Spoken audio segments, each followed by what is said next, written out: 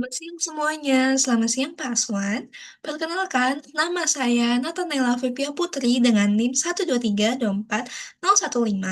Di sini saya akan membahas judul TTKI yang sudah dirancang oleh kelompok satu, yaitu yang berjudul Estimasi Factor Gradient berbasis Machine Learning dari data log sumur untuk aplikasi CCS atau CCUS, yaitu studi kasus Norwegian Continental Shelf.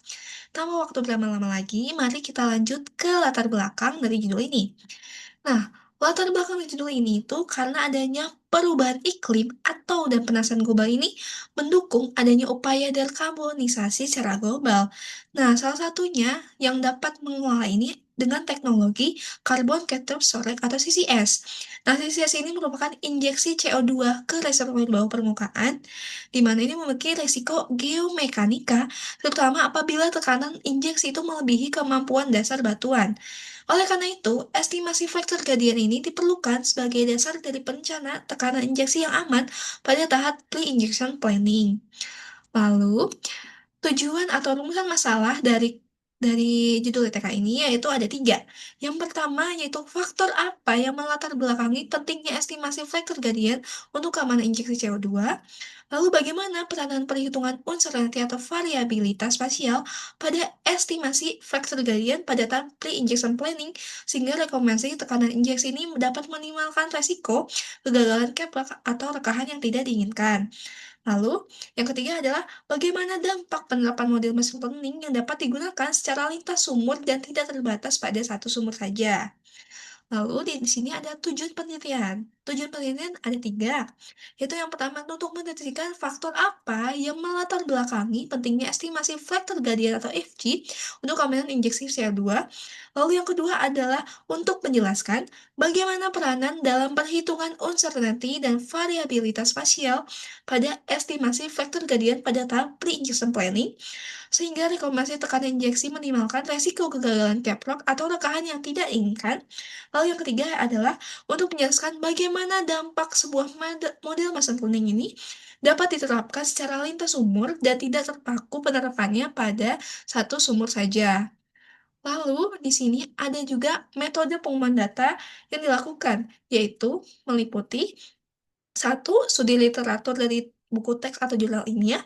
Yang kedua adalah penggunaan data sekunder berupa data laut dari sumber publik dari Norwegian Continental. Yang ketiga adalah pengolahan dan analisis data melalui data yang diklinik, lalu dinormalisasi, faktor gradient, pelatihan model, dan evaluasi hasil. Nah, setelah pengumpulan data ini dapat dapat terlihat, yaitu analisis ini dilakukan pada beberapa sumber eksplorasi di wilayah Norwegian Continental Shelf yang memiliki kelengkapan data log geomekanika.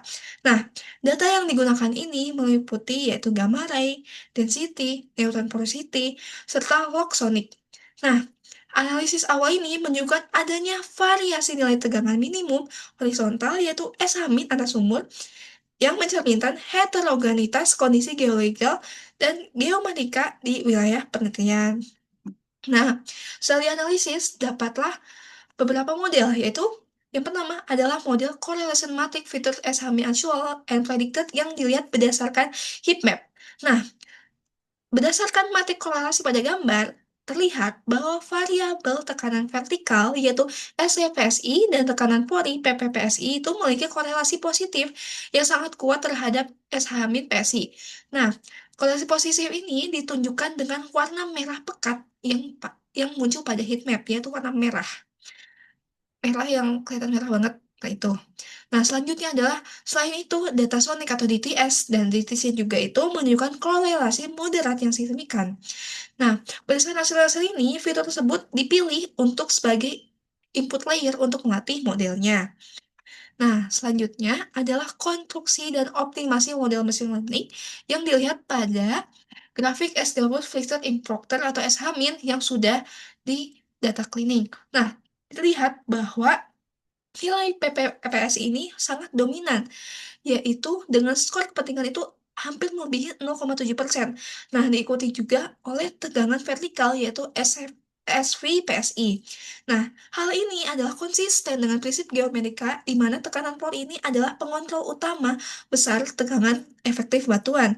Nah, Fitur PPS ini dan memiliki skor kepentingan kumulatif yang lebih dari 70%. Sementara log batuan lain seperti resivitas, RSID, dan log sonic berfungsi sebagai prediktor sekunder. Lalu, selanjutnya, di sini terdapat validasi model yang sudah dianalisis, yaitu ada dua. Yang pertama adalah actual versus predictor SAM atau S-gabus. Nah, pada grafik yang pertama ini, melihatkan bahwa model yang sebelumnya dalam grafik diagram batang menjadi diagram pecat. Hal ini, model ini membentuk seolah-olah pulau di Norwegian Continental Shelf. Lalu yang kedua itu ada grafik SAM actual versus predicted, di mana aktual itu disimbolkan dengan garis yang berwarna biru, serta predicted itu disimbolkan dengan garis titik-titik berwarna kuning. Nah, pada model ini terlihat bahwa garis kuning ini mampu mengikuti garis aktual, yang dimana hal ini konsisten dengan prinsip geomekanika di bawah permukaan bumi. Lalu, selanjutnya, ada assignment actual versus deep di semua sumur. Nah, terlihat pada grafik di samping. Nah, hasil kompilasi pada gambar ini memperlihatkan adanya tren peningkatan tegangan yang konsisten terhadap kedalaman, yaitu deep dependent trend. Nah, hasil ini itu membuktikan bahwa adanya tren peningkatan tegangan yang konsisten terhadap kedalaman.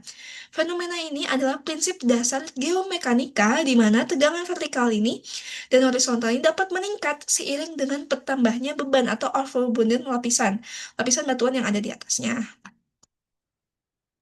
Lalu, dapat ditarik tiga kesimpulan dari TTK ini, yaitu yang pertama adalah estimasi faktor gradient itu sangat penting untuk keamanan injeksi CO2 karena menentukan batas tekanan maksimum formasi agar tidak terjadi rekahan yang dapat menurunkan integritas batuan dan cap rocks.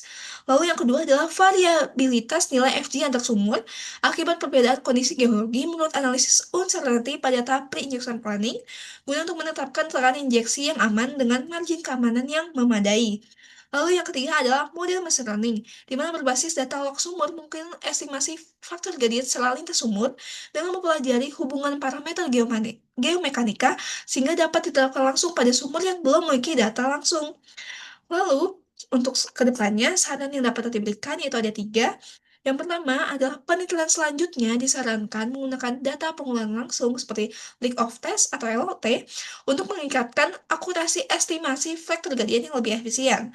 Lalu yang kedua adalah integrasi data seismik dan model geologi regional ini perlu dilakukan guna untuk memperkuat analisis variabilitas spasial dan kontinuitas geomekanika.